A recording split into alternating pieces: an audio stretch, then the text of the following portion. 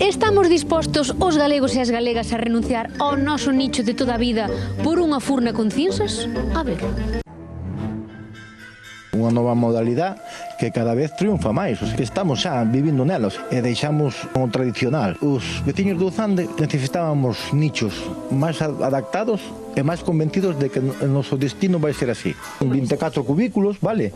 23 están vendidos e unha cesión de uso e disfrute por 99 anos renovable, vale?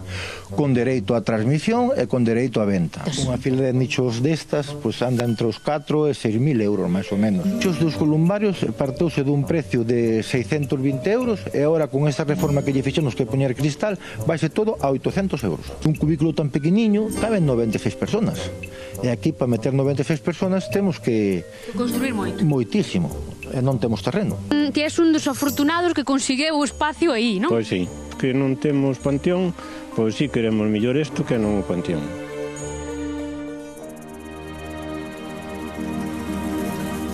Isabel, isto de decidir onde queremos descansar eternamente é algo que hai que pensar e reflexionar, non? Sí. E telo xa máis ou menos pensado? Sí. Incineración. Todo acordo tamén que a incineración, que é unha cousa boa tamén, que contaminarase menos de todo. É o mellor o panteón toda a vida, porque o panteón toda a vida fai os que queira dela, porque está... É unha propiedade. Aí está. Pero vamos a ver, eu teño panteón e entonces xa vou para aí, para o panteón.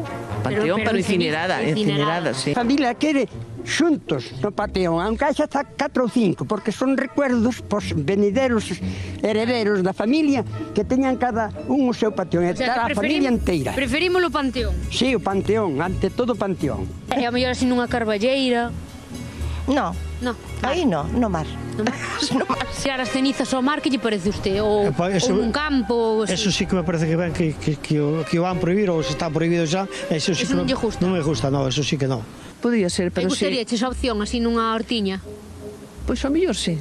É como moi... Ao mellor sí, moi poético. Moi tranquilo, moi poético, moi tranquilo, non? sí, pero esa opción bueno. gusta a min, Bueno, pois hai que encontrar o carballo, o sitio, despois que non o talen, despois que, bueno, que fajan unha obra, porque xa sabes agora como están as cousas. Hai moitas cuestións legais que hai que ter en conta, eso é certo. Por eso.